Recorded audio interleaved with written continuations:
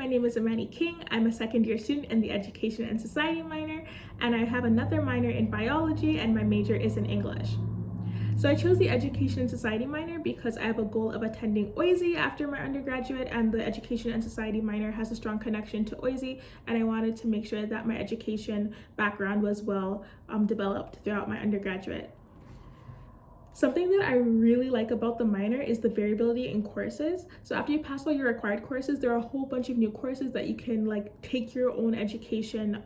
interests into play. So if you're interested in curriculum, if you're interested in being like a K-12 teacher, if you're interested in higher education, there are all these realms that you can explore, even through your Vic 360 internship, where you choose any type of education institution to work in for your course, which I think is really important because having that variability allows you to figure out what you actually want to do in the education world and see all of the different avenues open up, which I think is really cool.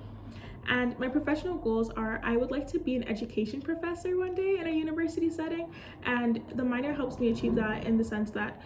I'm able to see all of these different types of courses like equity and diversity, child and adolescent development. All of these different courses that I have now allows me to figure out what type of research I'd like to do in education, what section of education is calling me, and having that time to figure out even in undergrad is going to let me choose what I like to do on later on.